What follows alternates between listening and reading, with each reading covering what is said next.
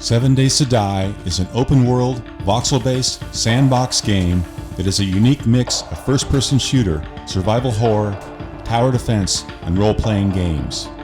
The game takes place in the near future, where a third world war has left the Earth in ruins, and an unknown virus transforms the surviving humans into bloodthirsty zombies. You play a survivor trapped in Navezgane County, Arizona, one of the last true Edens on Earth. Navezgane's environments include wastelands, forests, snowy mountains, plains, burnt forests, deserts, and radiation zones.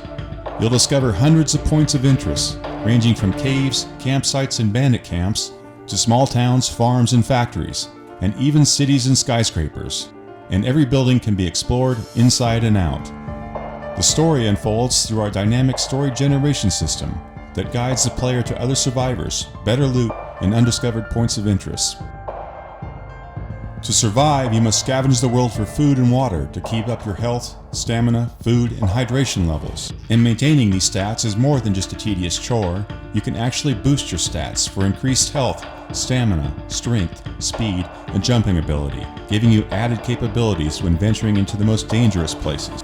You can also live off the land, growing and harvesting crops like corn, potatoes, and blueberries, or learn to hunt, track, or domesticate wildlife like deer, rabbits, wild boar, pigs, and bears. In 7 Days to Die, the day and night cycles dramatically affect the strength and speed of the zombies. Light slows down and weakens the zombies, so you better take advantage of the daylight to search for loot, mine resources, craft items, weapons, and traps, and build up your fort's defenses. But when the sun goes down, the lunar cycle speeds up and strengthens the zombies, so you'd better be somewhere safe, because the zombies will come running in hordes to break down your walls. In Navezgane, you can loot and mine a multitude of items and ingredients, and combine them using our intuitive and deep crafting system to make new things. The system features a spacious 5x5 grid, and you won't need a wiki for it. The gameplay is simple and inspired by classic adventure games, and every item in the world has many uses. With it, you can create hundreds of items, including clubs and knives, shotguns and rocket launchers, landmines and spiked pits, motion detectors, motorized tools, auto turrets, generators, potions, remedies, and more. We're even planning special quest-driven craftable reward items like high-tech weaponry, gadgets, and vehicles. The enemies in Navezgane are diverse in appearance, scale, behaviors, and abilities, but one thing they have in common is their relentless pursuit as they claw, jump, climb, and break their way through the world to get to you. They can see, hear, and smell, and will often work in a group. Clean up corpses, bloodstains, store your food well, and hide your livestock, because the zombies will sense everything. We also have special infected enemies, including the acid-puking Hulk, whose vomit can melt blocks, or the chain gun-toting wasteland bandits, even bosses like the crazed Duke of Navezgane and his army of mutated soldiers. One feature we're very excited about is our dynamic block stability physics system. Here's how it works. Every block type in the game, like dirt, stone, wood, and metal, has a different structural durability and mass. For example, stone can be built out further than dirt, wood can be built out further than stone, and metal can be built out further than wood. The system simulates real-time structural integrity. Blocks can't float in the air, nor can you build an unsupported structure to the sky. Blocks can even fall from the additional weight of other blocks, players, or zombies. You can even drop blocks on zombies' heads by setting your own traps. And the system even works to simulate chopping down trees. Every item in the game has a quality level that degrades with use, and similar items can be combined to create better items.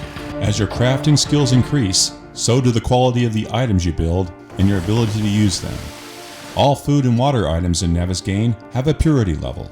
The higher the purity level, the higher the health and stamina benefits. The lower the purity level, the greater chance for disease. Boost your cooking skills to make purer food and water, free from disease, with added nutritional benefits.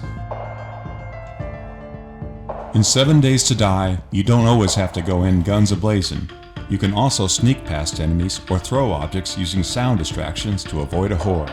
You'll also discover and craft a multitude of sight, sound, and smell deterrent or attractor recipes and items to throw the zombies off track.